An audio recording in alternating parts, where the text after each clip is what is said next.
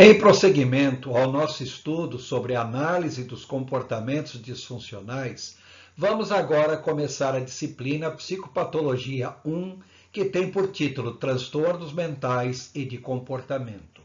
Este assunto é muito longo e, mais do que longo, é exaustivo e bastante difícil de ser compreendido. Por isso, é muito importante a atenção da pessoa que está assistindo esse vídeo.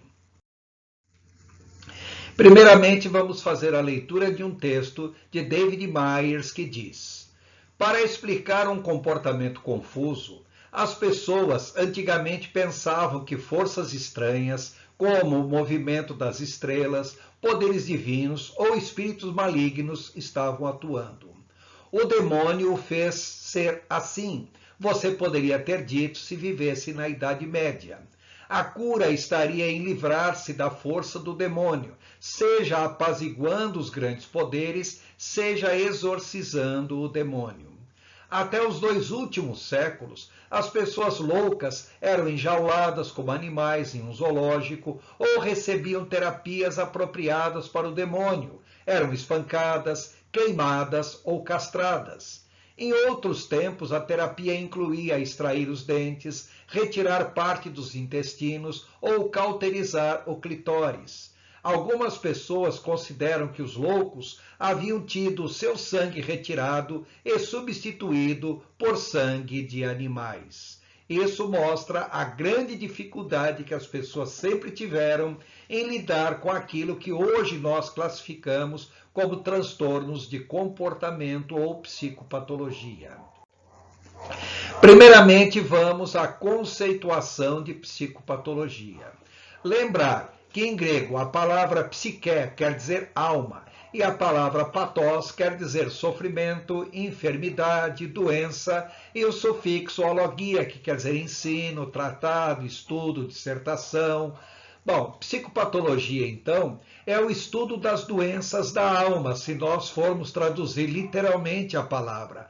Ou seja, das doenças cuja causa não é associada diretamente a alguma origem orgânica ou origem biológica, embora possam ter efeitos orgânicos e até mesmo causas orgânicas conforme a situação.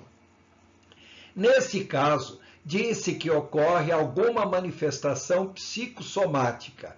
Lembrar que a palavra soma em grego quer dizer corpo, órgão, matéria, coisa tocável. Então, psicossomática é qualquer tipo de manifestação da alma ou manifestação neurológica que tem o seu efeito sobre o corpo da pessoa. A psicopatologia é o estudo dos estados psíquicos em que ocorre alguma forma de sofrimento mental.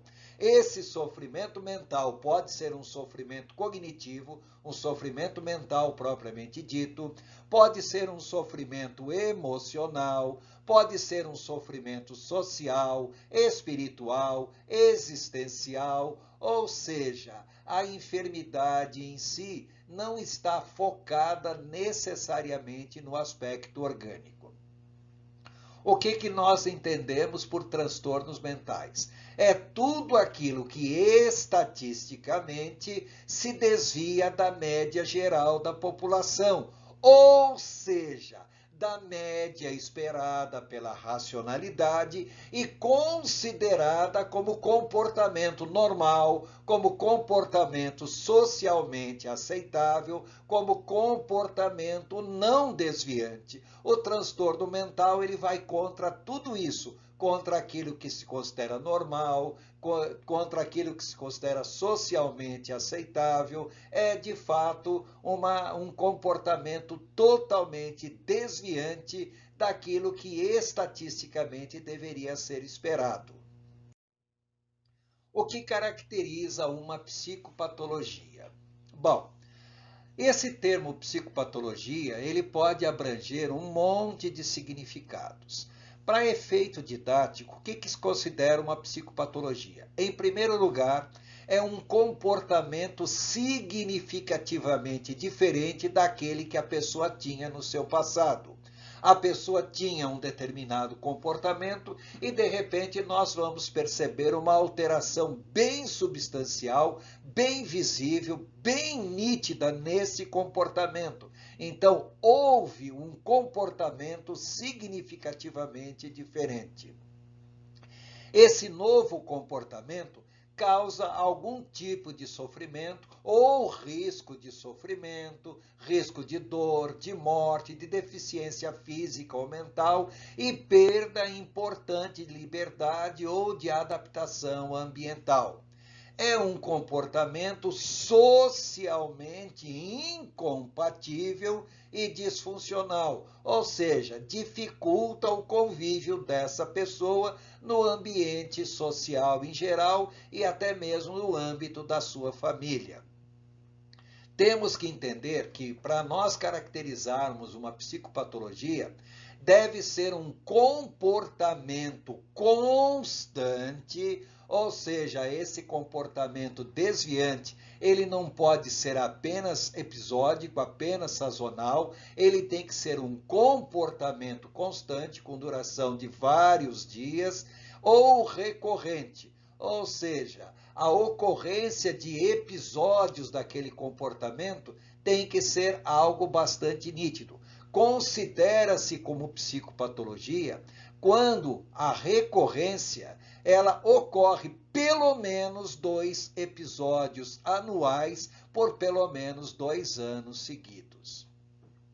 E uma outra definição extremamente importante de uma psicopatologia.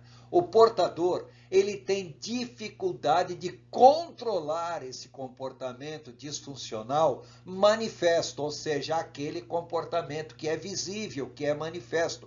E mesmo que o comportamento manifesto não ocorra, sempre haverá ou existirão comportamentos latentes, ou seja, aqueles tipos de comportamento que estão além da sua vontade e muitas vezes além do seu controle.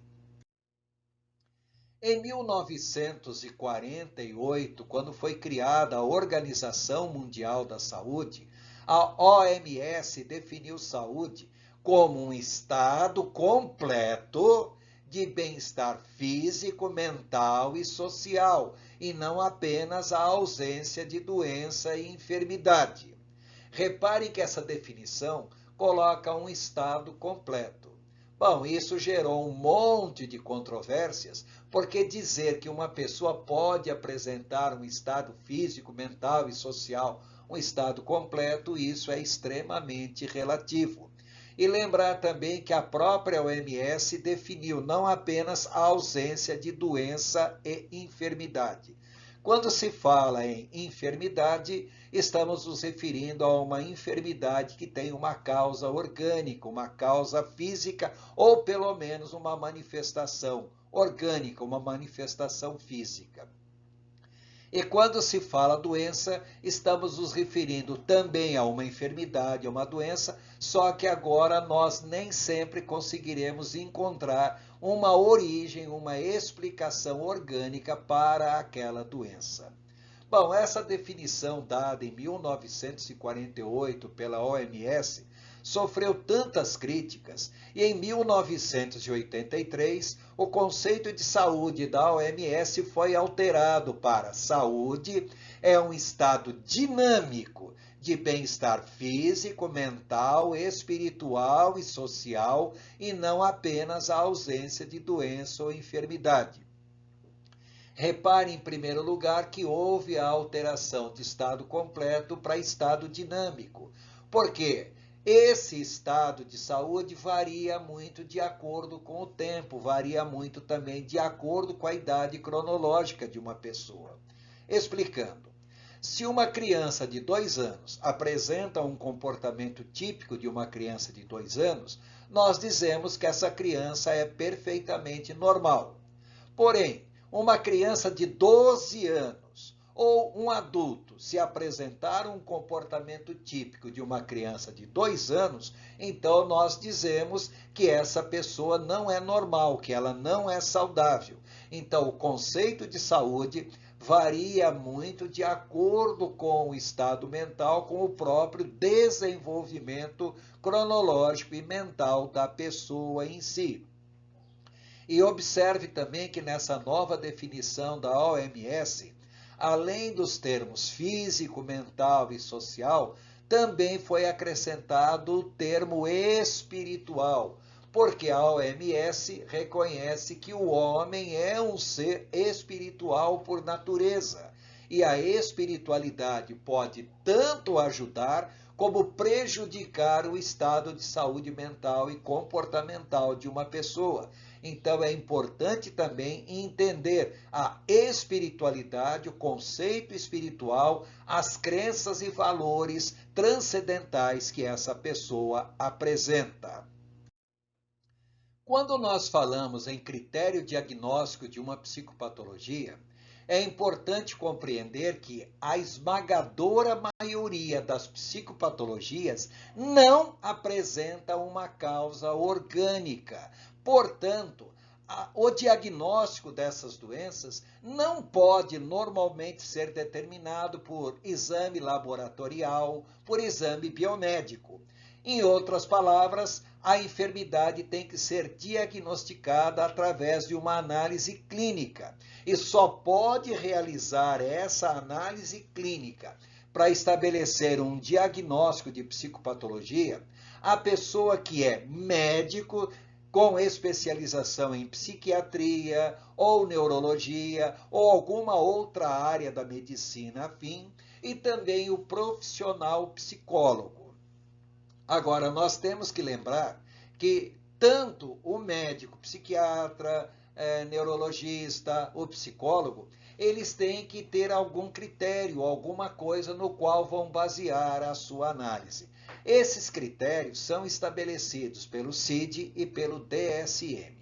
CID é a Classificação Internacional de Doenças, a versão 10. É o padrão adotado pela Organização Mundial da Saúde e é o padrão adotado também no Brasil para o diagnóstico de uma psicopatologia.